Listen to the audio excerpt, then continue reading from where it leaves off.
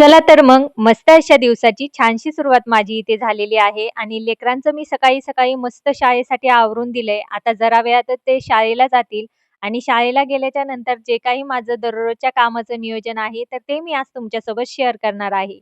मुलं शाळेत गेल्याच्या नंतर मी घरात आली होती आणि घरात माझं माझं मी आवरून घेतलेलं होतं. पुन्हा घरातील छोटी-मोठी काम पण मी आवरली होती आणि त्यानंतर मात्र आता बाहेर आलेली होती कारण बाहेर पडलेलं होतं छान असं ऊन. आता हे ऊन पडल्यामुळं म्हटलं चला आता आपण अंगणात पाणीच मारून घ्यावं.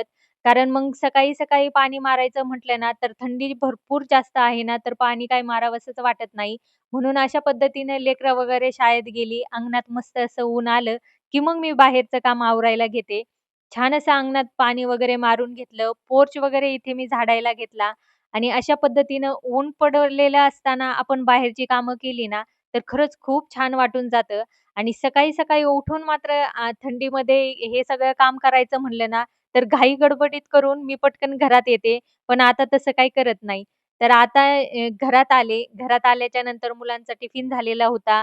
आमचे देखील नाश्ता झालेला होता आणि जी काही स्वयंपाकाची, नाश्त्याची भांडी पडलेली होती ना, म्हटलं आता ती एकदा घासून घ्यावीत. म्हणजे कसं भांडे थोडीशी घासून घेतली लवकर, की मग किचन ओटा मोकळा होतो आणि किचन ओटा एकदा मोकळा झाला, की मग पुढचं जे काम असतं ना, ते आवरायला अजूनच छान वाटतं आणि किचन ओट्यावरती सगळा राडा म्हणलं ना, मग काही काम आवरायला तितकं बरं वाटत नाही. म्हणून जे काही भांड्याचं काम असतं ना, तर ते मी पटकन आवरून घेते. त्यानंतर मात्र आहे ना, मुलं आल्याच्या नंतर मी पहिल्यांदी त्यांच्यासाठी काहीतरी बनवायचे. पण आता 2-4 दिवसापासून काय करते, सकाळीच आहे ना, काहीतरी त्यांच्यासाठी एक्स्ट्राचं बनवूनच ठेवते. ते आल्याच्या नंतर त्यांना काहीतरी बनवायचं म्हटलं ना, मग तिथं वेळ पण खूप जातो आणि मग आपली कामं मागे राहून जातात. सकाळी-सकाळी जरासा माझ्याकडे वेळ पण असतो ना, म्हणून म्हटलं आता त्यांच्यासाठी आपण काहीतरी बनवून ठेवावं. तर इथं आहे ना, छान असे मकाचे कणीस मी आज त्यांच्यासाठी शिजवून ठेवते. तर मकाचे कणीस आहे ना, मुलांना फार जास्त आवडतात आणि मकाचे कणीस लेकरांनी खाल्लेले पण खूप चांगले असतात. त्यांच्यासोबत पण आपण पण खाऊनच घेतो, म्हणून तर अजूनच छान होऊन जातं. तर इथे मकाचे कणीस शिजवून वगैरे छान ठेवले, की मग ते लेकरं येईपर्यंत थंड देखील होतात आणि मग लेकरं आवडीने ते मकाचे कणीस खाऊन पण घेतात. तर इथे पहा, मस्त असे मी कुकरमध्ये 4 शिट्ट्या मकाच्या कणिसाला काढून घेणार आहे. 4 ते 5 शिट्ट्यामध्ये मकाचे कणीस आरामात शिजतात. आणि दुसरीकडे आहे ना, पटकन अशी मी लगेच ज्यूसची पण तयारी करून घेते. कारण मी या अगोदर पण सांगितलेलं आहे, मी आवळा ज्यूस, बीटरूट ज्यूस असे ज्यूस आहे ना, नेहमी सकाळी घेत असते. कारण या ज्यूसचा खरंच मला खूप जास्त फायदा झालेला आहे. नाहीतर जो आपल्या गृहिणींना थकवा येत असतो ना, तर मला तर असं वाटतंय ना, आपण काहीतरी हेल्दी खाण्यात आपलं गेलं पाहिजे.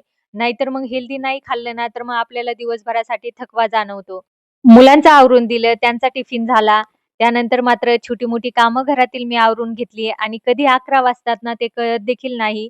आणि पहा, लगेच स्वयंपाकाचा देखील माझा इथे टाईम होऊन गेला.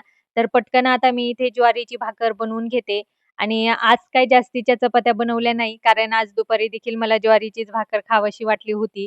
तर पटकन असा मी इथे स्वयंपाक बनवून घेतला आणि जेवण झालं आणि त्यानंतर मात्र लगेचच मी इथे कपड्याचं काम करायला घेतलं. कपडे वगैरे असे छान धुवून टाकले सकाळी-सकाळी, की मग ते 4-5 वाजेपर्यंत आरामात वाळतात. नाहीतर मात्र आता थंडी सुटलेली आहे ना, तर मग कपडे काही जास्तीचे वाळून जात नाहीत, ते गारच पडून जातात. म्हणून सकाळी-सकाळी आहे ना, असे कपडे वगैरे छान धुवून घेतले आणि त्यानंतर मात्र आता लेकरं देखील शाळेतून आलेली आहेत आणि 3, 3:15 पर्यंत मुलं शाळेतून घरी येतात. शाळेतून घरी येताच मुलांना भूक लागते ना, तर त्यांनी सकाळी शिजवलेलं मकाचं कणीसच बरोबर खायला घेतलं आणि त्यानंतर जी काही लेकरांची बडबड सुरू होते ना, ती फक्त मी ऐकतच राहते. पुढे आता तुम्ही पहाच. ग्राउंडला थोडंसंच पुढं ना माझी गाडी बंद पडली. आहे ना दादा? दादा आणि बस दादानी ना धक्का दिला थोडासा. हां. सगळं ॲक्सिडेंट होता म्हणजे. दादा आलाच होता त्याच्यामुळे. ते सगळं दिला. शाळेतून आल्याच्या नंतर ही अशी बडबड आमच्या घरामध्ये चालू राहते आणि मला असं वाटतंय प्रत्येकाच्या घरामध्ये ही अशी बडबड होतच असणार. कारण शाळेतून आल्याच्या नंतर लेकरांना काय सांगावं आणि काय नाही असं होऊन जातं आणि मी मात्र ही जी बडबड आहे ना, अर्धा पाऊण तास अशी शांत चित्ताने सगळे ऐकून घेत असते आणि खरंच लेकरांना पण थोडंफार असं बोलल्याने आहे ना, त्यांना देखील छान वाटतं, की आपलं पण कुणीतरी ऐकतंय. म्हणून आहे ना, त्यांच्या ज्या गोष्टी असतात ना, तर त्या मी कौतुकाने ऐकतच राहते घरामध्ये. आणि लेकरांना मकाचं कणीस खाऊन सुद्धा आता पोट भरलेलं नव्हतं बरं का. आणि त्यांनी डब्यातून शोधून ते पोंगे आणलेले आहेत आणि इथं पहा मला तळायला लावून दिलेले आहे. आता हे छान असे पोंगे मी तळून देते त्यांना, म्हणजे ते कसं मकाचे कणीस आणि पोंगे खाऊन घेतील.